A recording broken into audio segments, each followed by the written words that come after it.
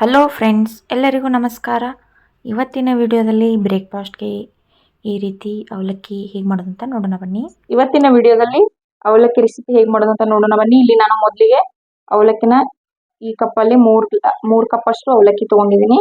ಹಾಗೇನೆ ಇವನ್ನ ನಾನು ನೀರಲ್ಲಿ ತೋಯಿಸ್ಕೊಂಡು ಬಿಟ್ಟಿಟ್ಕೊಂಡಿದ್ದೀನಿ. ಸ್ವಲ್ಪ ಎಲ್ಲಾನು ಅದು ಅವಲಕ್ಕಿ ತೊಯ್ಯೋಷ್ಟು ಸ್ವಲ್ಪ ನೀರು ಹಾಕಬೇಕು. ಸುತ್ತಲೂ ಅವಲಕ್ಕಿ ಈಗ ಸಾಫ್ಟ್ ಆಗಿ ನೆನೆದು ಬಂದಿದೆ, ನೀವು ನೋಡ್ಬೋದು. ಈಗ ನಾನು ಒಗ್ಗರಣೆಗೆ ಏನೇನ್ ಬೇಕಂತ ನೋಡೋಣ. ಮೀಡಿಯಂ ಸೈಜ್ ಒಂದು ಈರುಳ್ಳಿ ತಗೊಂಡಿದ್ದೀನಿ, ಹಾಗೆ ಹಸಿಮೆಣಸಿನಕಾಯಿ ಒಂದರಲ್ಲಿ 2 ಭಾಗ ಮಾಡಿ ಇಟ್ಕೊಂಡಿದ್ದೀನಿ, ಹಾಗೆ ಕೊತ್ತಂಬರಿ ಸೊಪ್ಪು ಮತ್ತೆ ಕರಿಬೇವು ಕಟ್ ಮಾಡಿ ಇಟ್ಕೊಂಡಿದ್ದೀನಿ. ಈಗ ಗ್ಯಾಸ್ ಸ್ಟವ್ ಆನ್ ಮಾಡಿ ಒಂದು ಕಡಾಯಿ ಇಡೋಣ. ಕಡಾಯಿಗೆ ಇವಾಗ 3 ಟೇಬಲ್ ಸ್ಪೂನ್ ಅಷ್ಟು ಎಣ್ಣೆ ಹಾಕ್ತಾ ಇದ್ದೀನಿ. 3 ಟೇಬಲ್ ಸ್ಪೂನ್ ಅಷ್ಟು ಎಣ್ಣೆ ಹಾಕಿ ಇವಾಗ ಎಣ್ಣೆ ಕಾದ ನಂತರ ಸಾಸಿವೆ ಸ್ವಲ್ಪ, ಹಾಗೆ ಉದ್ದಿನ ಬೇಳೆ, ಕಡಲೆಬೇಳೆ ಎಲ್ಲಾನು 1 ಟೀ ಸ್ಪೂನ್ ಅಷ್ಟು ಹಾಕೊಳ್ಳಿ. ಅವು ಸ್ವಲ್ಪ ಎಣ್ಣೆಯಲ್ಲಿ ಚೆನ್ನಾಗಿ ಹುರಿಬೇಕು. ಇವಾಗ ಸ್ವಲ್ಪ ಹುರ್ಕೊಳ್ಳಿ ಎಣ್ಣೆಯಲ್ಲಿ, ಕಂದು ಬಣ್ಣಕ್ಕೆ ಬರ್ಬೇಕು. ಹಾಗೆ ಇವಾಗ ಅದು ಹುರಿದ ತಕ್ಷಣ ನೀವು ಹಸಿಮೆಣಸಿನಕಾಯಿ ಹುರ್ಕೊಳ್ಬೇಕಾಗತ್ತೆ. ಎಣ್ಣೆಯಲ್ಲಿ ಚೆನ್ನಾಗಿ ಫ್ರೈ ಮಾಡ್ಕೊಳ್ಳಿ. ಈ ರೀತಿ ನಾವು ಎಣ್ಣೆಯಲ್ಲಿ ಹುರ್ಕೋದ್ರಿಂದ ತುಂಬಾನೇ ಚೆನ್ನಾಗಿರುತ್ತೆ ಫ್ರೆಂಡ್ಸ್. ಅಷ್ಟು ಖಾರನೂ ಇರೋಲ್ಲ, ಹಸಿಮೆಣಸಿನಕಾಯಿ ಖಾರ ಮುರಿಯುತ್ತೆ ಎಣ್ಣೆಯಲ್ಲಿ ಹುರ್ಕೋದ್ರಿಂದ. ಇವಾಗ ನಾನು ಶೇಂಗಾ ಹಾಕಿ ಶೇಂಗಾನ ಹುರ್ಕೊಳ್ತಾ ಇದ್ದೀನಿ. ಹುರಿದು ಶೇಂಗಾ ಹಾಕ್ತಾ ಇದ್ದೀನಿ. ಇದನ್ನೇನು ಜಾಸ್ತಿ ಹುರಿಯೋದೇನು ಅವಶ್ಯಕತೆ ಇಲ್ಲ, ಸ್ವಲ್ಪ ಕುರು ಅನ್ನಲಿಕ್ಕೆ ಎಣ್ಣೆಯಲ್ಲಿ ಹುರ್ಕೊಂಡ್ರೆ ಸಾಕಾಗತ್ತೆ. ಈಗ ನಾನು ಗೋಡಂಬಿನೂ ಹಾಕಿದೆ. ಮಣ್ಣುಕಾಯಿ ಈ ರೀತಿ ಹಾಕೊಳ್ಬೇಕು, ತುಂಬಾನೇ ಚೆನ್ನಾಗಿರುತ್ತೆ ಇದು ಹಾಕೋದ್ರಿಂದ. ನೋಡ್ರಿ ಇಲ್ಲಿ ಚೆನ್ನಾಗಿ ಹುರಿತಾ ಇದೆ, ನೋಡ್ಬೋದು ನೀವು.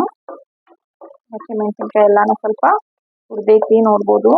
ಕರಿಬೇವು ಮತ್ತೆ ಈರುಳ್ಳಿ ಇವಾಗಲೇ ಹಾಕಿ ಹುರ್ಕೊಳ್ತಾ ಇದ್ದೀನಿ.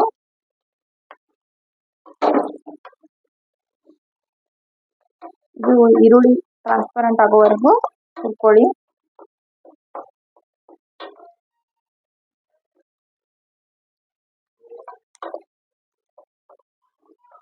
ನೋಡ್ರಿ ಈಗ ಚೆನ್ನಾಗಿ ಹುರ್ಕೊಂಡಾಯ್ತು. ಇದಕ್ಕೇನೆ ನಾನು ಇವಾಗ ರುಚಿಗೆ ತಕ್ಕಷ್ಟು ಉಪ್ಪು ಆ್ಯಡ್ ಮಾಡ್ತಾ ಇದ್ದೀನಿ. ನಾನು ಇಲ್ಲಿ ಅರಿಶಿನ ಪುಡಿ ಹಾಕ್ತಾ ಇಲ್ಲ, ಸ್ಕಿಪ್ ಮಾಡ್ತಾ ಇದ್ದೀನಿ. ಅರಿಶಿನ ಪುಡಿ ಹಾಕದೇ ಇರೋದ್ರಿಂದ ಅದು ಒಂಥರ ನೋಡೋಕೆನೂ ಚೆನ್ನಾಗಿರುತ್ತೆ. ನೀವು ಬೇಕಂದ್ರೆ ಅರಿಶಿನ ಪುಡಿನೂ ಹಾಕ್ಬೋದು. ಈಗ ಈರುಳ್ಳಿನೂ ಟ್ರಾನ್ಸ್ಪರೆಂಟ್ ಆಗಿದೆ, ನೀವು ನೋಡ್ಬೋದು. ಈಗ ನಾನು ಅವಲಕ್ಕಿ ತೋರಿಸಿಟ್ಕೊಂಡಿದ್ವಲ್ಲ, ಇವಾಗ ಇದಕ್ಕೆ ಒಗ್ಗರಣೆಗೆ ಆ್ಯಡ್ ಮಾಡೋಣ. ನೋಡ್ರಿ ಈಗ ಎಲ್ಲ ಒಗ್ಗರಣೆ ಅದು ಒಂದಕ್ಕೊಂದು ಚೆನ್ನಾಗಿ ಮಿಕ್ಸ್ ಆಗ್ಬೇಕ್ರಿ. ಎಲ್ಲಾನು ಚೆನ್ನಾಗಿ ಕೆಳಗಿನ ಮೇಲೆ ಮೇಲಿನ ಕೆಳಗೆ ಈ ರೀತಿ ಮಿಕ್ಸ್ ಮಾಡ್ಕೊಳ್ಳಿ.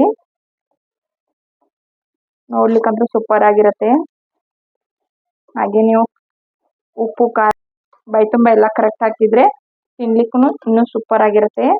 ನೀವು ನೋಡ್ಬೋದು, ಹಸಿ ಇತ್ತಲ್ಲ ಅದು ಅವಲಕ್ಕಿ, ಇವಾಗ ಎಲ್ಲಾನು ಅದು ಚೆನ್ನಾಗಿ ಮಿಕ್ಸ್ ಆಗಿ ಎಷ್ಟು ಚೆನ್ನಾಗಿ ಬೆಂದಿದೆ ನೀವು ನೋಡ್ಬೋದು. ಕಲರು ಚೇಂಜ್ ಆಗಿದೆ ಆವಾಗ್ಲಿಗಿಂತ.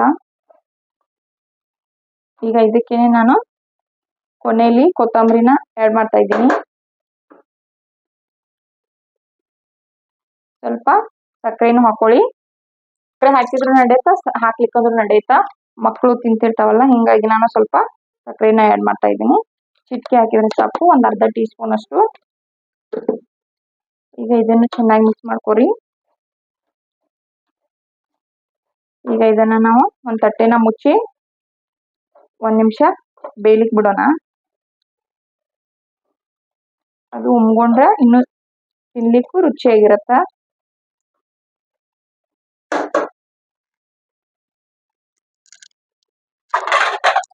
ಈಗ ಇದನ್ನ ಒಂದು ತಟ್ಟೆ ಮುಚ್ಚಿ ಬೇಯಲಿಕ್ಕೆ ಇಡ್ತಾ ಇದ್ದೀನಿ. ಈಗ ನೀವು 1 ನಿಮಿಷ ಆಗಿಲ್ಲ, ನೋಡ್ಬೋದು ಅವಲಕ್ಕಿ. ಈಗ ತೆಗೆದು ನೋಡೋಣ ಬನ್ನಿ. ನೋಡ್ರಿ ಇವಾಗ ಅವಲಕ್ಕಿ ನಾಷ್ಟ ರೆಡಿ ಆಯ್ತು. ಹಾಗೆ ನಿಮ್ಗೆ ಈ ವಿಡಿಯೋ ಇಷ್ಟ ಆಗಿದ್ರೆ ಲೈಕ್ ಮಾಡ್ರಿ, ಹಂಗ ಶೇರ್ ಮಾಡ್ರಿ. ಇನ್ನೂ ಯಾರೆಲ್ಲ ನಮ್ಮ ಚಾನಲ್ನ ಸಬ್ಸ್ಕ್ರೈಬ್ ಮಾಡ್ಕೊಂಡಿಲ್ಲ, ಇವಾಗಲೇ ಸಬ್ಸ್ಕ್ರೈಬ್ ಮಾಡ್ಕೊಳ್ಳಿ. ಮತ್ತೆ ಮುಂದಿನ ವಿಡಿಯೋದಲ್ಲಿ ಹೊಸ ರೆಸಿಪಿಯೊಂದಿಗೆ ಸಿಗೋಣ. ಇದನ್ನ ಒಂದು ತಟ್ಟೆಗೆ ಸರ್ವ್ ಮಾಡ್ತಾ ಇದ್ದೀನಿ, ನೋಡ್ಬೋದು ನೀವು ಎಷ್ಟು ಚೆನ್ನಾಗಿ ಕಾಣಿಸ್ತಾ ಇದೆಯಲ್ಲ. ನಿಮಗೂ ಇಷ್ಟ ಆಗಿದೆ ಅನ್ಕೋತೀನಿ. ಇಷ್ಟ ಆದರೆ ಇನ್ಯಾಕೆ ತಡ ಮಾಡ್ತೀರಾ, ಈ ರೆಸಿಪಿನ ನೀವು ಕೂಡಲೇ ಟ್ರೈ ಮಾಡಿ ನೋಡಿ. ಹೇಗಿತ್ತು ಅಂತ ಕಮೆಂಟ್ ಬಾಕ್ಸಲ್ಲಿ ತಿಳಿಸಿ. ಹಾಗೆ ಅವಲಕ್ಕಿ ಜೊತೆ ನಾನು ಮೊಳಕೆ ಕಾಳು ಸಾಂಬಾರು ಮಾಡಿ ತೋರಿಸ್ತಾ ಇದ್ದೀನಿ. ಇದ್ರ ಜೊತೆ ಸೂಪರ್ ಕಾಂಬಿನೇಷನ್ ಆಗಿರುತ್ತೆ. ಹಾಗೆ ನೀವು ಟ್ರೈ ಮಾಡಿ ನೋಡಿ. ಈಗ ನಾನು ಇದಕ್ಕೆ ಮಡಿಕೆ ಕಾಳು, ಬೆಳ್ಳುಳ್ಳಿ, ಉಪ್ಪು, ಮಸಾಲೆ ಖಾರ, ಜೀರಿಗೆ ಈ ರೀತಿ ಎಲ್ಲಾನು ಹಾಕಿ ಮಿಕ್ಸಿ ಮಾಡ್ಕೊಂಡ್ ಬರೋಣ ಬನ್ನಿ. ನೋಡ್ರಿ ಈ ರೀತಿ ನಾನು ಔಚೌಳೆ ರುಬ್ಕೊಂಡ್ ಬಂದೆ. ಈಗ ಒಗ್ಗರಣೆ ಹಾಕೋದು ನೋಡೋಣ ಬನ್ನಿ. ಈಗ ಸ್ಟವ್ ಆನ್ ಮಾಡಿ ಒಂದು ಓವನ್ ಇಡ್ತಾ ಇದ್ದೀನಿ.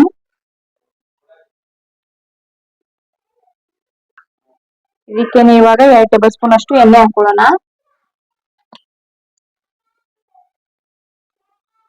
ಎಣ್ಣೆ ಕಾದ ನಂತರ ಸಾಸಿವೆ ಅರ್ಧ ಟೀ ಸ್ಪೂನು, ಜೀರಿಗೆ ಒಂದು ಅರ್ಧ ಟೀ ಸ್ಪೂನು ಹಾಕೊಳ್ಳಿ.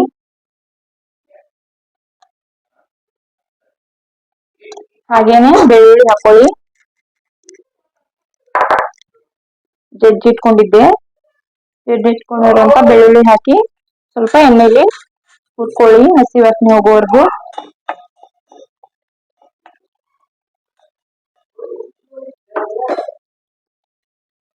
ಹಾಗೇನೆ ನಾನು ಸ್ವಲ್ಪ ಜಿಂಜರ್ ಗಾರ್ಲಿಕ್ ಪೇಸ್ಟ್ ಹಾಕ್ತಾ ಇದೀನಿ.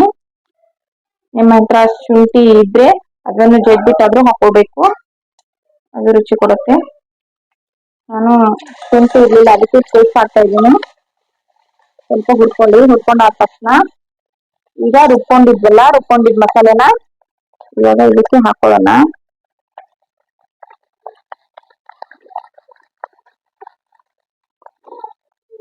ಚೆನ್ನಾಗಿ ಮಿಕ್ಸ್ ಮಾಡಿ.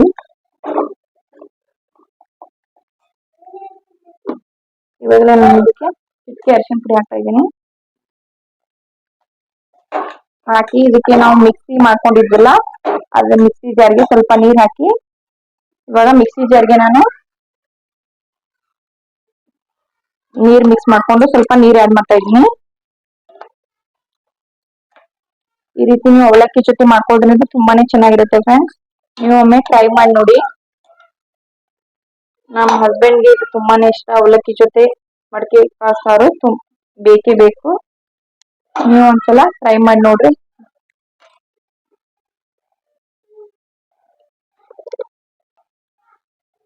ಹಾಗೆ ಇದಕ್ಕೆ ಸ್ವಲ್ಪ ಸಕ್ಕರೆ ಹಾಕಿ ಕುದಿಲಿಕ್ಕೆ ಬಿಡೋಣ. ಕೊನೆಯಲ್ಲಿ ಕೊತ್ತಂಬರಿ ಸೊಪ್ಪು ಹಾಕೊಂಡು ಮಿಕ್ಸ್ ಮಾಡ್ಕೊಂಡು ಅವಲಕ್ಕಿ ಜೊತೆ ಸರ್ವ್ ಮಾಡ್ಕೋಬಹುದು. ಈ ವಿಡಿಯೋ ನಿಮ್ಗೆ ಇಷ್ಟ ಆಗಿದೆ ಅನ್ಕೋತೀನಿ. ಇಷ್ಟ ಆದ್ರೆ ಲೈಕ್ ಮಾಡಿ, ಶೇರ್ ಮಾಡಿ, ಹಾಗೆ ಸಬ್ಸ್ಕ್ರೈಬ್ ಮಾಡಿ. ಇನ್ನು ಯಾರೆಲ್ಲ ನಮ್ಮ ಚಾನಲ್ ಸಬ್ಸ್ಕ್ರೈಬ್ ಆಗಿಲ್ಲ ಇವಾಗಲೇ ಸಬ್ಸ್ಕ್ರೈಬ್ ಮಾಡ್ಕೊಳ್ಳಿ. ಮತ್ತೆ ಮುಂದಿನ ವಿಡಿಯೋದಲ್ಲಿ ಹೊಸ ರೆಸಿಪಿಯೊಂದಿಗೆ ಸಿಗೋಣ. Thanks for watching. Bye bye. See you. Take care.